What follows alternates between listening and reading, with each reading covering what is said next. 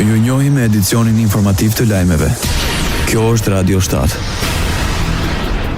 Komisioni i Venecias kërkon nga Maqedonia e Veriut ndryshimin e kushtetutës për mënyrën e zgjedhjes së prokurorit publik. Sipas rekomandimeve thuhet se ndryshimi duhet të kufizojë të drejtën e rizgjedhjes së tij dhe se prokurori publik duhet të zgjidhet dhe shkarkohet me shumicë të kualifikuar në kuvend.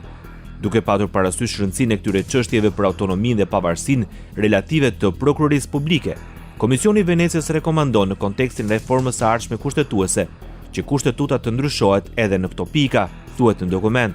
Lidhur me projektligjin për Këshillin e Prokurorëve Publik, mes të tjerave opinioni rekomandon rishikimin e kozgjatjes së përvojës personale të gjithë anëtarëve, për zgjedhje të bazuar në merita, si dhe përfaqësim të larmishëm.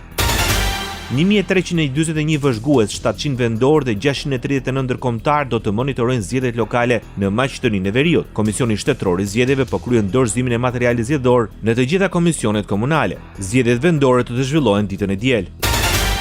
Dialogu Kosovë-Serbi dhe rrugtimi i Serbisë drejt Bashkimit Evropian ishin në thelb të takimit ndërmjet presidentes së Komisionit Evropian Ursula von der Leyen dhe presidentit Aleksandar Vučić. Në konferencën e përbashkët për shtyp të mbajtur në Beograd, von der Leyen tha se Serbia kishte marrë vendimin për t'u bashkuar Bashkimit Evropian 2 dekada më parë dhe pret prej saj një rritje më të shpejtë të parafrimit me BE-n. Ndërsa presidenti i Serbisë, Aleksandar Vučić, tha se bisedimet duhet të vazhdojnë në një ton konstruktiv. Nuk dua ta shfrytëzoj këtë rast për të kritikuar askënd, vetëm dua të them se për tango duhen dy, deklaroi presidenti serb. Sipas tij, antarësimi në Bashkimin Evropian për Serbinë është një angazhim strategjik dhe përparësie politikës së jashtme. Radio 7, zëri pozitiv i qytetit.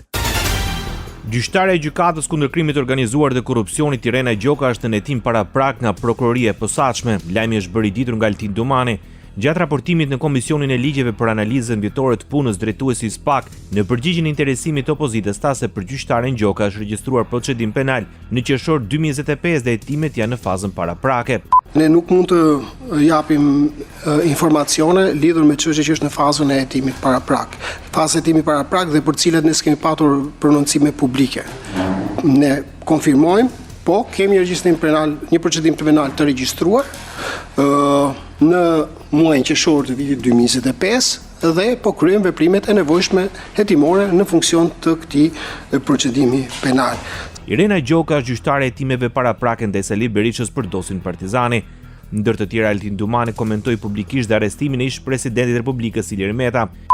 Nuk ndihem përgjegjës për shkeljen e ligjit, pasi nuk e kam ekzekutuar unë vendimin e masës sigurimit, patjetër që me mënyrë rastësisht ekzekutuar masa e sigurimit, lë shumë për të dëshiruar dhe jam kundër asaj mënyre. E kam deklaruar dhe herë të tjera. Por përgjegjës unë nuk prokuroria nuk është, pa ata që ekzekutojnë masën e sigurimit se ekzekutuam ne.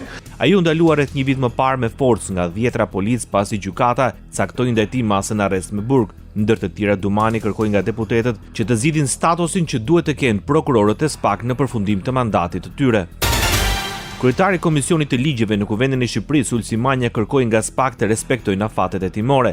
Para kreut të institucionit, ish-ministri i Drejtësisë së Socialistëve e kujtoi kreut të prokurorisë speciale se kjo është vija që duhet të respektohet nga të gjithë pavarësisht veprës penale.